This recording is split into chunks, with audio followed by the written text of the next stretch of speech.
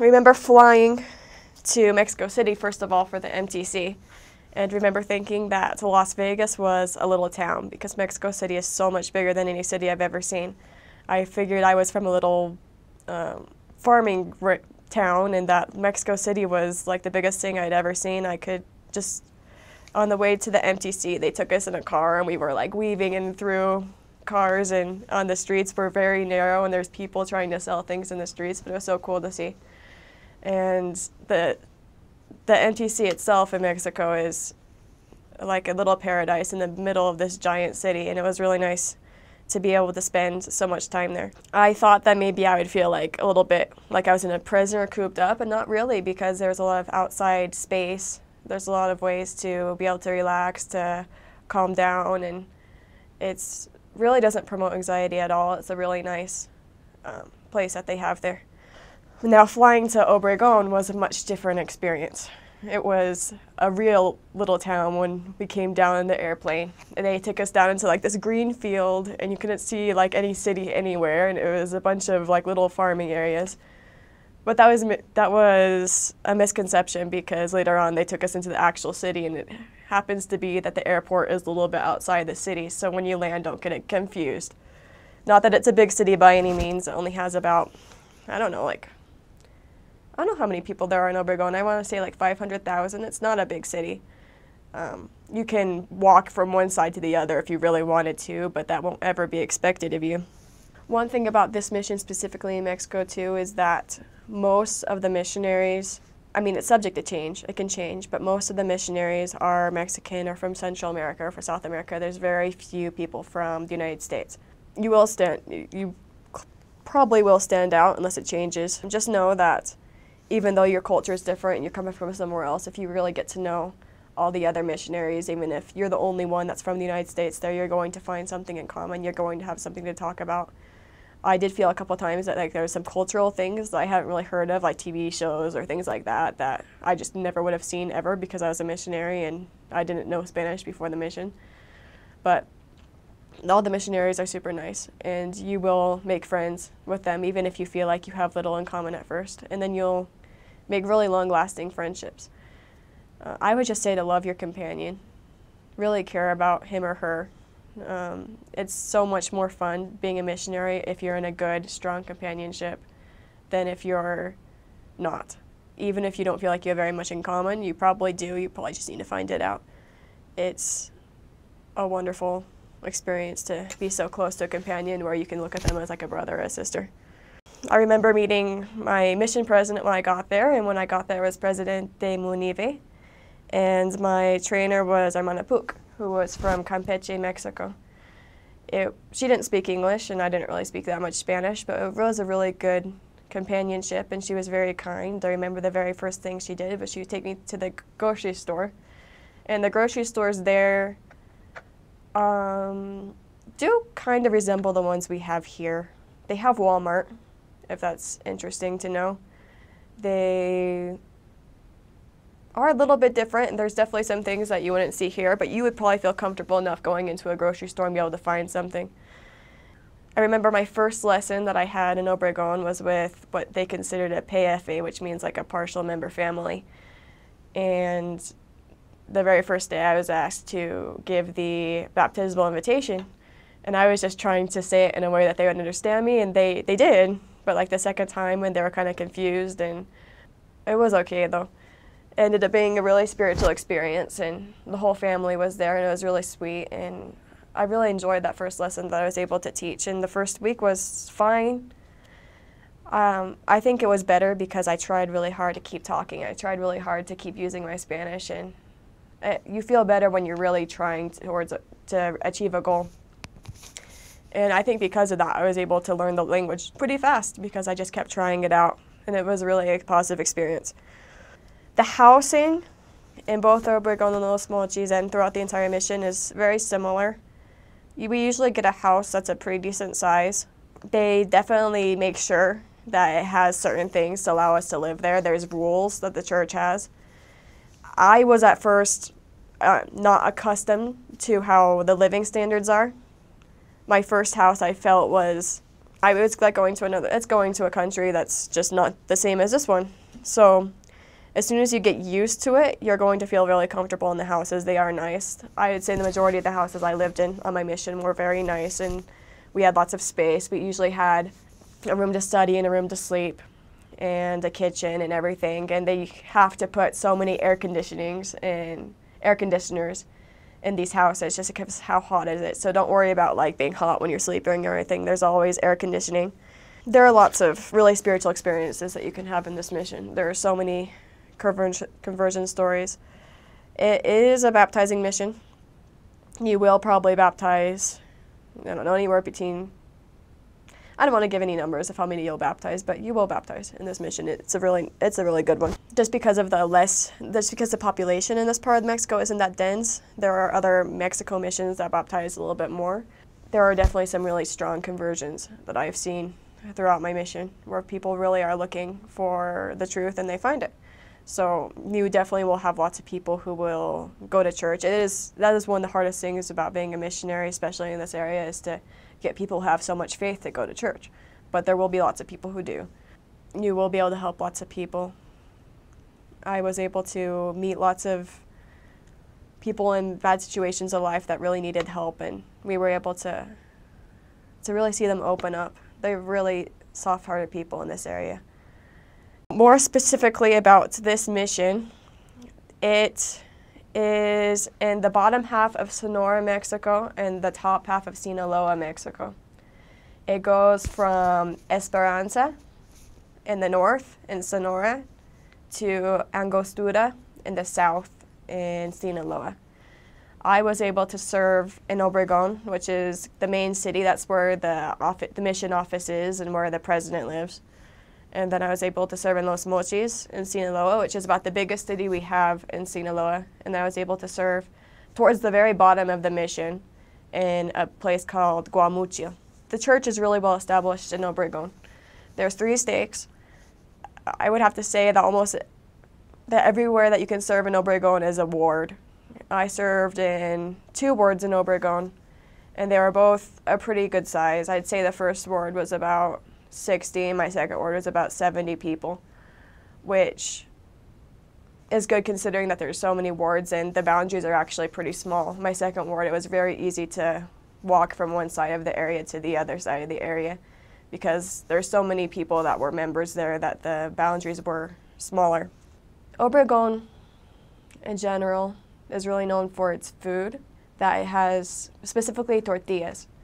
They have the best flour tortillas in this part of the country. So if you're going to northern Mexico, you should be really excited to know that there's really good tortillas, like Cafe Rio times 10. They have a little tortilla store, I guess you can call it, on every single corner. And they're really cheap too. That's one thing about Mexico that's really cool, is that you get to eat the best food that you've ever eaten in your life for way less money than you would eat something equivalent here. It's really hot. Obregon is so hot. I served there during the summer, but I also served there during the winter.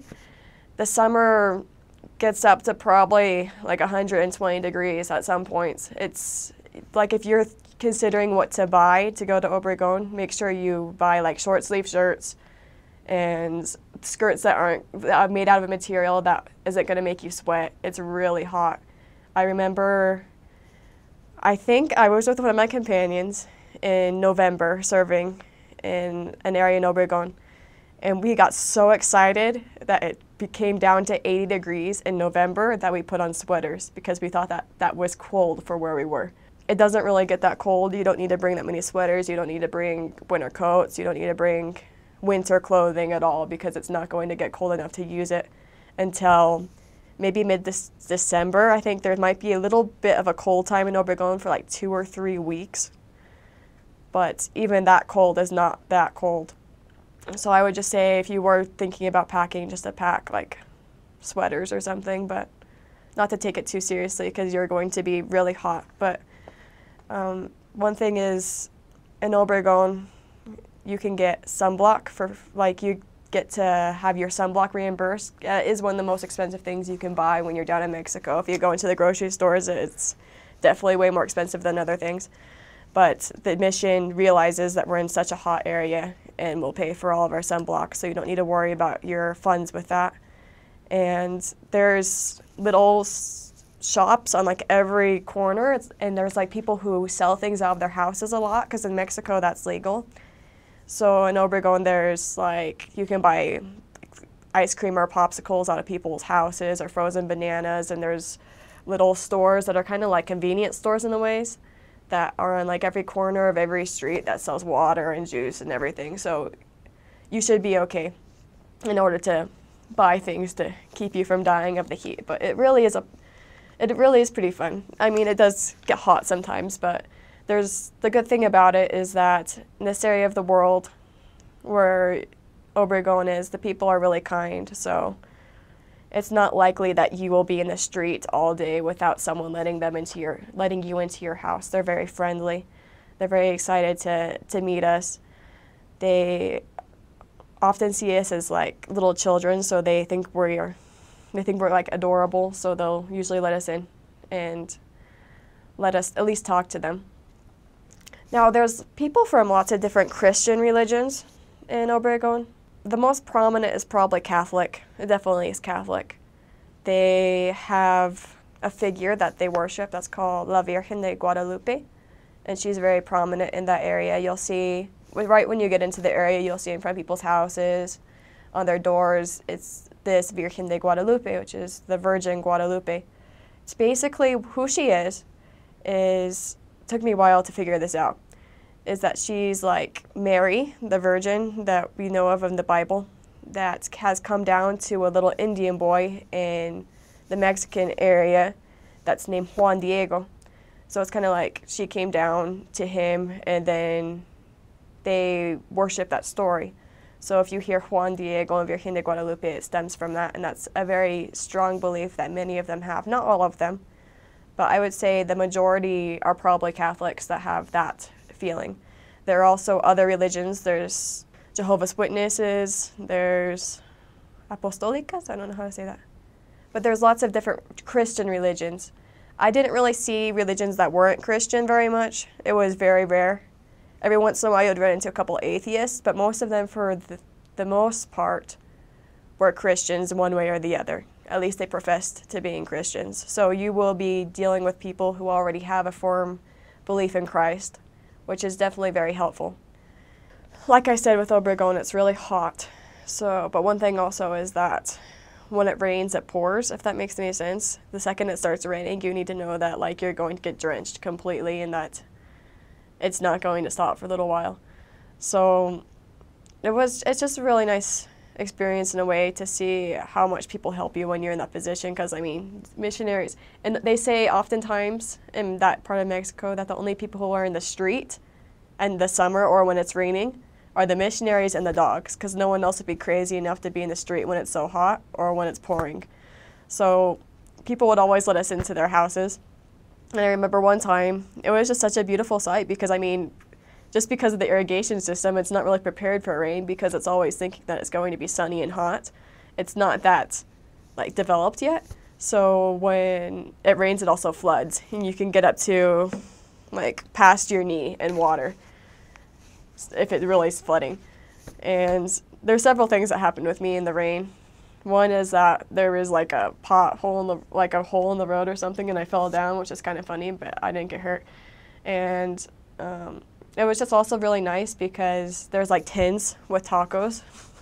So I remember one of my companions and I saw that it was just like pouring, and there was just like, it was like a river going down the street, and we decided we'd just stop. And it was just kind of nice because you can like sit and just have dinner, and there are like people who are ready to serve you right in the middle of the street in the middle of the pouring rain. So I mean, there's definitely lots of things that are fun in those situations. You always want it to rain though, because it really cools things down and it's kind of fun. And usually you don't get too cold, because even if it's raining, it's really hot still. So Los Mochis has a beautiful park. There's a park that's called Parque de Sinaloa. And in that park, there's lots of things that you can do. It's right in the center of town, so you're definitely going to see it if you get down there. It's further south than Obregon, Los Mochis, but most missionaries at some point in their mission end up serving in Los Mochis, because it's the second biggest city in our mission after Obregon. In this park, there's like a duck pond and like a running track so you can run in the mornings if you serve anywhere near there. There's lots of pottery you can do. They have like lots of pottery that you paint in the park. That's not that expensive if you really wanted to do it. There's also lots of space. You find like turtles, you find giant iguanas that are like I can't even show you how big they are because it doesn't fit into the screen. And those are really cool. I always really loved looking at the iguanas because they climb up the trees and they're giant. They look like they're dragons almost. They climb up the trees of the park and they just like fall down. They just slap down like a belly flop into a swimming pool or something. And that's really fun to see. So Obregon doesn't have a park like that, but Los Mochis does, and it's really cool. It also is a little bit smaller than Obregon, but you don't really notice that because it probably almost has as much to do. I'd say there are things that are American in this area of Mexico just because it's so far north, and it does have a lot of influence from the United States. I think in Obregon and Los Mochis there's KFC, there's McDonald's. At least in Obregon there's Carl's Jr. There's you can find American things all over the place, and there are some people who know a little bit of English, but it's not normal. Usually they might have a couple phrases that are in English randomly, but all of them pretty much speak Spanish. The members are really nice in Los Mochis. I served an award in Los Mochis that had about 150 to 200 people in it, so it was a really big ward. There's not as many steaks in Los Mochis, but the wards they have there are bigger than the wards in Obregon. But that also means that the boundaries are bigger than in Obregon. Walking from one end to the other of my area in Los Mochis would have taken more than an hour. They have camiones, that's what they call them, they're buses. At first when I was getting used to the buses in Mexico, I was a little bit nervous because they just kind of stopped for a second. And it would be usually it would be like an old United States school bus that would literally say school bus on it.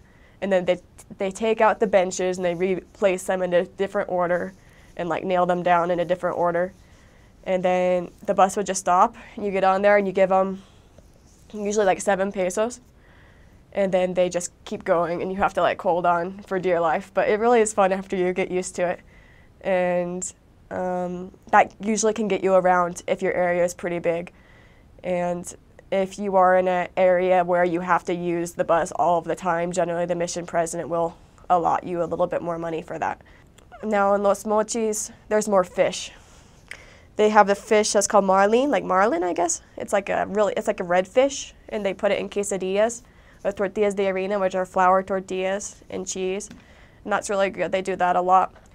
Another thing that I actually prefer in Obregon, but they have throughout the entire mission, are the dogos, which are hot dogs, but they're really interesting. If you want to look into the food a little bit before you leave, you should type in Dogos de Obregon, Dogos de Obregon. And they're giant. They're this big. There's a big piece of bread, and then they put a hot dog in it, but then they cover it with so many things. It's giant. I've never seen anything like it in the United States. And I definitely think they were the best in Obregon, but they also have them in Los Mochis and throughout the entire mission. That's definitely a big one. They think there's obviously, that's an area full of drug cartels, and a lot of people are nervous about going there for that reason. But one thing I think that you need to realize is that those people are usually very, very secretive, and they usually don't let themselves be known to missionaries. So walking through the streets of Los Mochis, I felt really safe, especially with your companion and following the rules, getting back home on time. I didn't feel like anything could have possibly happened to me. The crime, I feel like maybe it's so prominent there just because it's a town that's so calm in a way, because that town is really very calm. You don't see very much going on. Of course, there's people who get drunk and all of that, but it's not something, I'd never felt scared when I was there, even though that is known to be a region in Mexico with a lot of crime. I never really saw it, if that makes sense. I also served almost towards the very, very south of the mission in a place called Guamuchil, which is a little bit north of Culiacan in Sinaloa. That's out of the mission. It's very south of the mission. It's about a 5-hour bus drive from where the president of the mission lives. It's as far as sister missionaries go. There's no place that's further for sister missionaries. There's only another little town a little bit south of it called Angostura, where the elders serve. It's smaller than Obregon and Los Mochis, but it's not small. That was a biking area, so there is we do bike in this mission a little bit. There's not a lot of biking areas, but there is a little bit of biking. The biking is hard just because after walking for so long I wasn't used to it, but there's really not that many hills in Guamuchil, so it's pretty flat. You can get around pretty easily. There isn't like the same American restaurants in Guamuchil because it's so small. There's a center of the town where you can get basic things. There's like a place to buy your groceries, and there's like different little stores of random things. It's nice though. There's some really good food in Guamuchil though. There's a place that I used to like to go to that's called Chiltepinos, where it's kind of like a B-dubs, like a Buffalo Wild Wings, which is kind of weird to just randomly be there, but it was really good. So if you ever go there, you should eat there. And the members in Guamuchil are super nice. It's a wonderful ward. They are all really kind to the missionaries. I only served there for one transfer, which is 6 weeks. But I really feel like I got to know the members really well there. And there was a lot of people that were willing to listen in Guamuchil.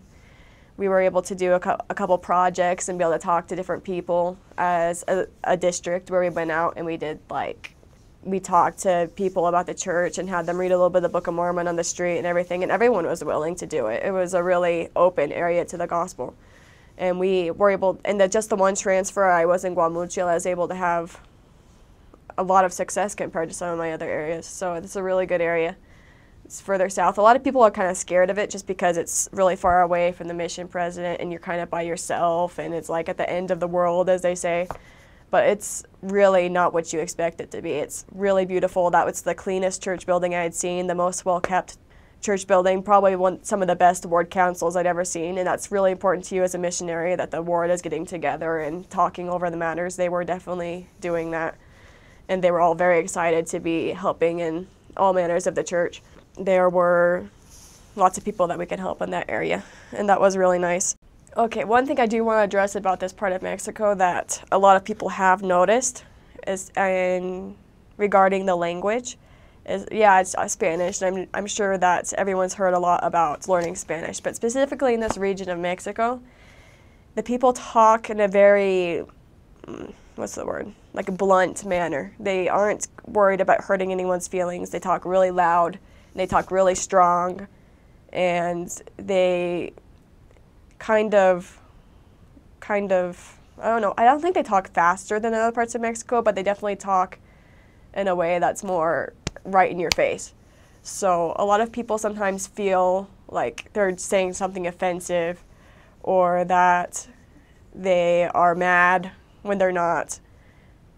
At first, it's kind of hard to discern if they're mad or if they're just being normal, but then you kind of learn that most of the time that's just how they talk. They're just being normal.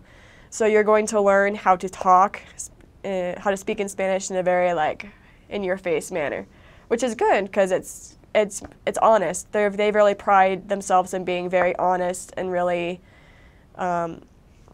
sincere about what they're saying. It's more likely in this part of Mexico that if they don't want anything from you, that they're just going to tell you that they don't want anything from you, straight to your face, and not usually lie to you. They do have things where they try to be nicer and stuff too, obviously, but they are very honest people in this area of Mexico.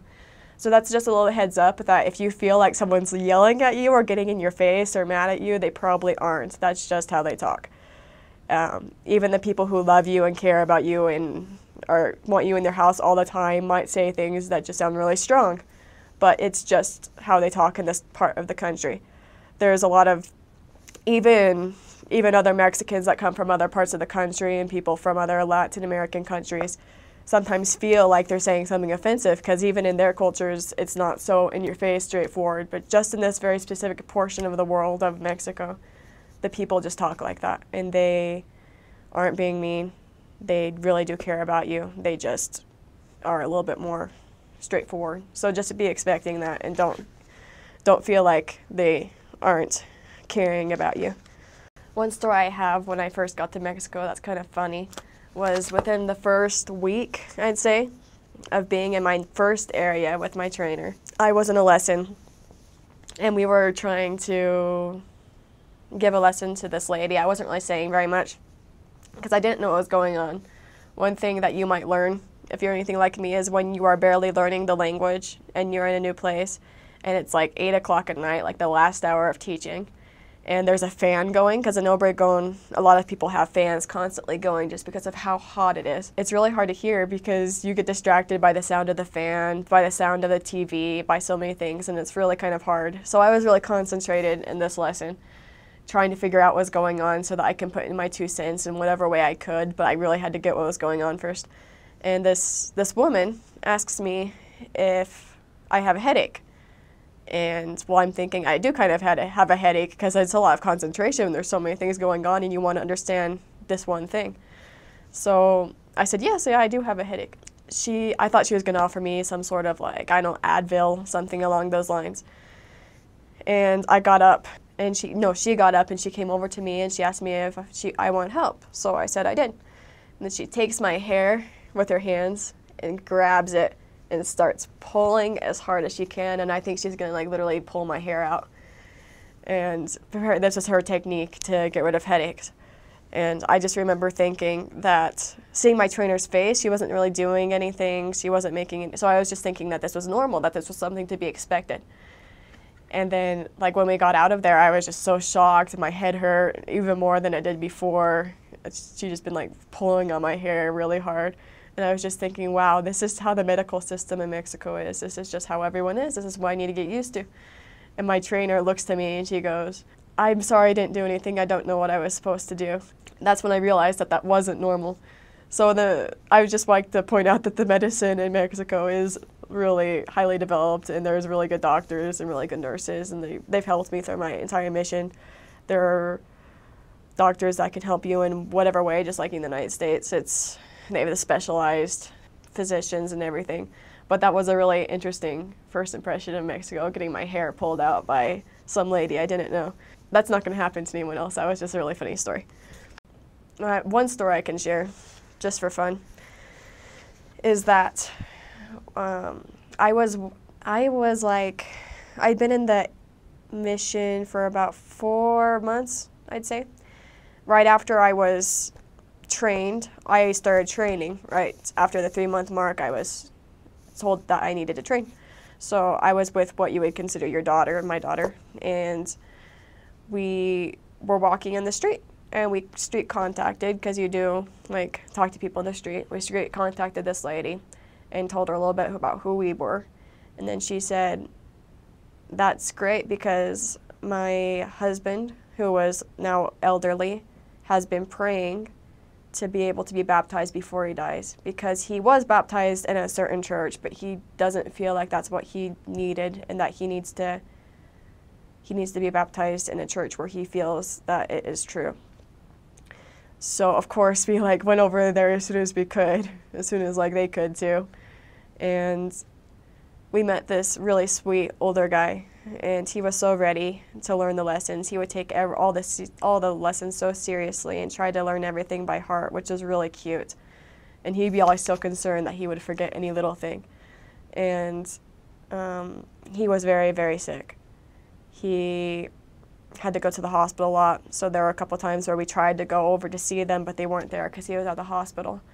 And sometimes if you like go a couple times to a house and no one's there, you start thinking that maybe they don't actually want anything after all. But I felt like before like not going there again, that we'd leave a note and just say, we came by, here's our number if you want to call us. Most people don't call you when you leave these notes, but they did. So the woman called me and she said, we're so sorry we missed you, but my husband really wants to continue preparing to be baptized. And we were so relieved, because we were scared that wouldn't happen. And he kept going to church. It was like the biggest effort I'd ever seen for anyone to go to church. He'd be like laying on the bed dying, but he'd want to go to church. I remember one week he needed a wheelchair, so we found a wheelchair from the ward, walked it over, and then one of the ward members came to give him a ride to church because he couldn't get on the bus, obviously. And like his wife basically said, I don't think it's going to work today because he was really sick last night. He's not feeling very good. He's asleep.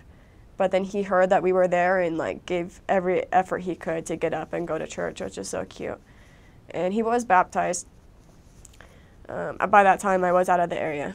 He was baptized, and I'd heard stories about how he was just crying for days because he was so happy to have finally felt that relief, because it was something so important to him that he could be baptized before dying.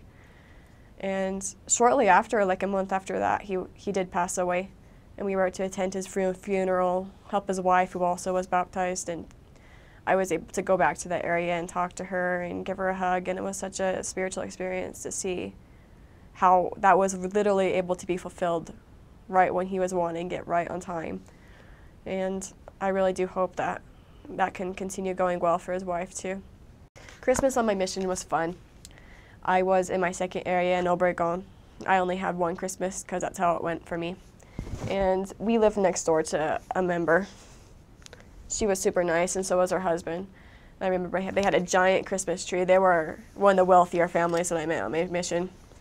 Their house was nicer than my house, super nice. And she decorated her Christmas tree with all these big ornaments about yay big, and it was huge, and she had all these, she had like a big nativity and lots of things. I really felt like I was home in that aspect. And we were able to eat a nice Christmas dinner with another sister, because everyone there was so eager to give Christmas dinner to the missionaries. You'll have about 20 million offers because they all want to help you out in that time. And they gave us lots of cute little gifts. They remembered our existence. It was, lots of people went to church that day.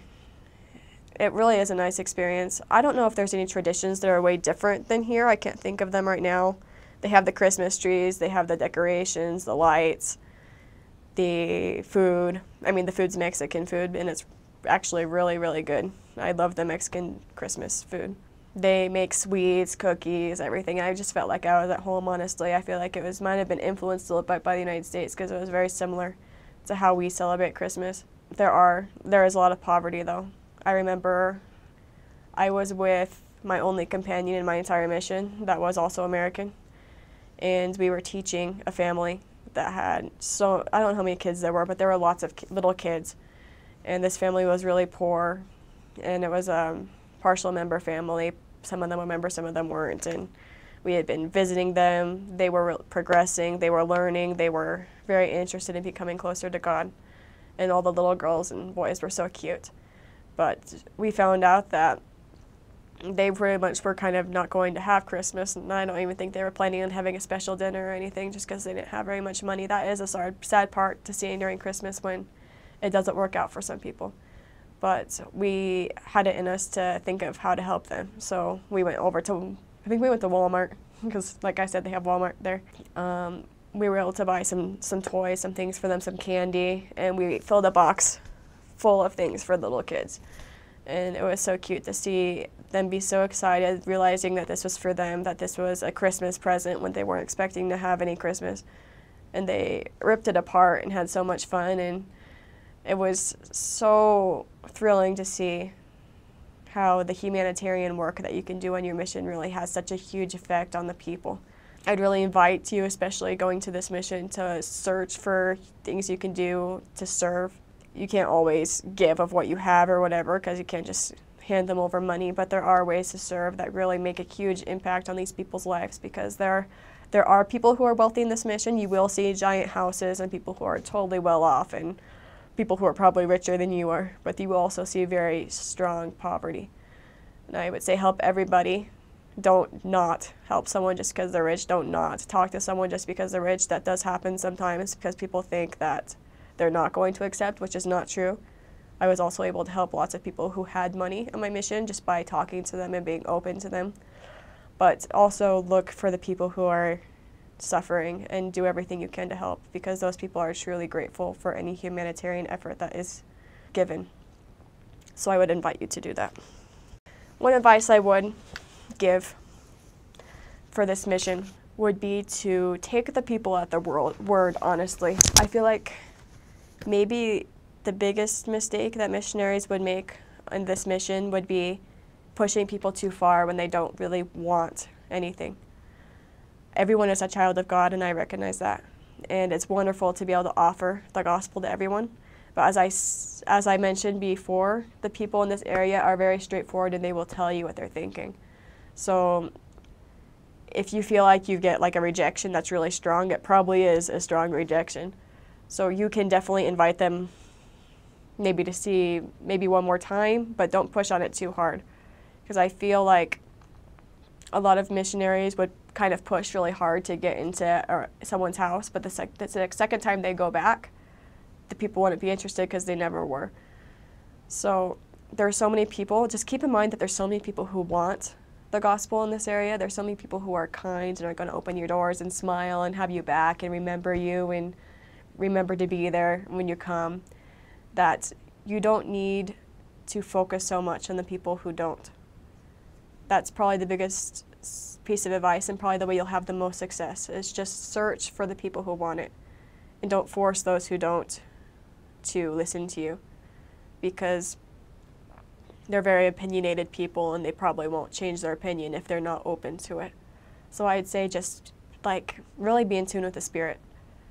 If a person that is kind of standoffish at first, if you really feel the Spirit very strongly, you can continue with them. If you don't feel like it's necessary, don't feel guilty, just go to the next person, keep contacting, keep talking to people, and you will have success, because there are so many people here that really do need the gospel. Just if you're worried about what to pack, just know that there's pharmacies there, so most of the medication that you will need in the future is there. They don't have certain brands, so if you are particularly fond of like Advil or something, bring that yourself, because they don't have the same brands, but they do have what you will need as far as medicine goes. I would just bring a lot of sunscreen with me to start off with, just because you're going to need it. And then I would say like common things that might happen just because of the heat and like the sweat. I'd bring like some fungal cream, even though that's kind of embarrassing. And just clothing that can breathe, if to say it that way. Maybe like white colors, nothing that will make you sweat. Not that many sweaters, not that many boots, but things that just kind of will make you feel like you're not hot. And I would say to bring extra hand towels, unless you want to buy them there. They also sell them. In the summer, people walk around with hand towels all the time because it's just so hot and you have to wipe yourself off, because we do kind of, it's a wonderful mission, but you do drip with sweat when you're walking through the streets. You will probably be red, so just take everything that you think will help you with the sun.